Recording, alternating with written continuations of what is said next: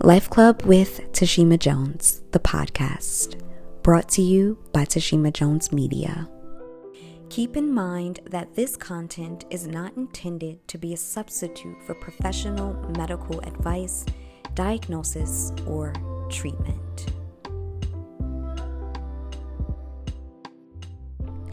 Welcome to another session of Life Club with me, Tashima Jones. In preparation for this episode, I really didn't know how to start. First and foremost, it's our 100th episode, and I guess that's part of what prompted me to focus on today's topic.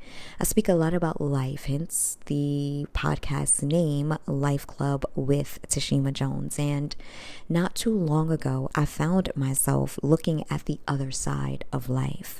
If you're listening, you've already read the title, so I guess with that being said, I'll just dive right in. Here is what almost dying taught me about living. We just have one definition for today, and that's live. To live is to be alive, to have life, to continue in life, and to experience. I'll also add to live is to have breath. Now, for lesson 1, don't create your own suffering. I am convinced that the human being wasn't created to witness as much as today's society offers us. With the internet and social media, information is literally at our fingertips, immediately ready for consumption. And similar to being what you eat, you can vicariously experience what you see. Being the creator of your own suffering looks like scrolling into the abyss of everyone else's timeline instead of being aware of your own in real life. It's meditating on, which also means thinking about what could go wrong instead of what's already right. It's complaining, catastrophizing, and creating scenarios that don't even exist. A lot of these things may seem helpful in the moment. Scrolling is oftentimes escapism. Complaining may appear to be voicing your quote-unquote truth or opinion. And catastrophizing camouflages itself as strategic planning.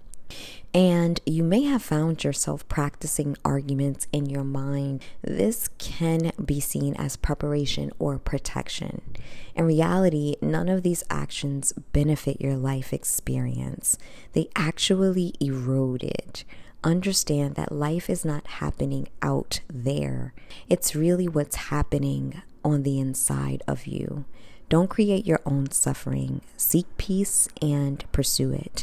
And trust that good is actually an option.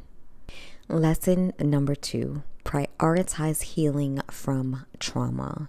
Whether it's from your childhood or a really crappy relationship, prioritize healing your mindset and emotions. Oftentimes we're carrying things we've experienced years ago in our mind and our emotions on a daily basis, sometimes without even knowing it. Parts of how you think, speak, and behave may not be who you truly are, but how you have adapted to chaos. Healing from trauma releases the real you back to you. Remember, prioritize inner healing. For lesson number 3, we have take your time. It is said that patience is a virtue. I've actually come to see it as a superpower. Much stress, tension, and anxiety tend to live in impatience. First of all, waiting is an everyday reality. We tend to wait more than we experience what we're waiting for. And that can be frustrating. Plus, a slew of other emotions come when uncertainty is added to that process of waiting. Realizing you don't know it all and embracing the reality that you're not supposed to alleviates a lot of pressure that can be placed on the self. Think about it. It would be foolish and quite harsh to expect a baby to come out of the womb knowing how to crawl, walk, or run. Here's the thing, this never changes. Life is expansive. A wise person knows enough to know they don't know much. Just consider that. You don't know it all, and that's completely okay. Impatience is the act of waiting without the desire to do so. It is trying to rush something that isn't ready yet. Patience, however, is embracing the wait with the wisdom of knowing it's worth it. And most things you actually have to wait for, you can't change the time frame anyway. You wouldn't have to wait if you could. Lesson number 4, trust that which is greater than yourself. A reality I anchor myself in is knowing I didn't create myself. No one creates themselves. Being self-made is not a thing. And bigger than two people coming together to bring forth human life is the source of life itself. Knowing this truth alleviates a lot of guesswork and alters how you navigate your day-to-day. And not believing there is something greater doesn't negate that there is something greater.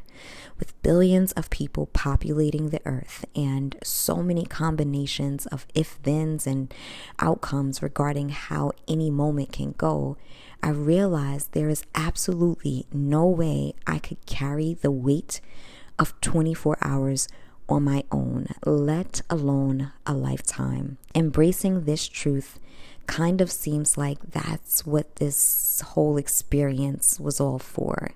You didn't create yourself, and that's actually a good thing. And last but certainly not the least, lesson 5, laugh more. You look at life a lot differently when considering what exists beyond it. And if you spent more time crying than you have laughing, it's highly recommended that you start laughing today. Most of what we stress about is either out of our control or isn't as worthy of the amount of energy we give it. Instincts kick in the moment of actual danger, when the subject actually requires the response. But living in constant hypervigilance is taxing on the mind and the body. You can become physically exhausted simply because of your thoughts. A lot of times we are so guarded behind so many walls we've built up, or so preoccupied with self-preservation that we don't realize we are simultaneously blocking out the love, compassion, and goodness extended or reaching out towards us. Happiness and joy are two things that don't have to wait. Laugh more today. Here is your life work.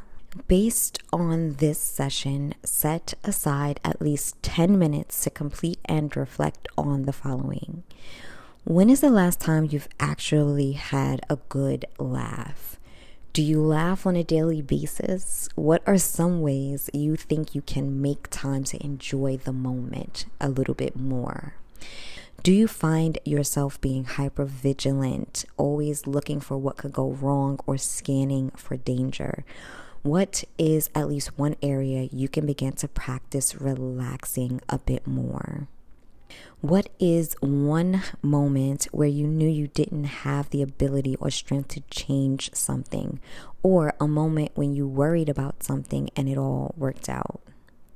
In what ways do you believe you may be creating your own suffering? What can you do to replace this behavior with something more uplifting and lighthearted?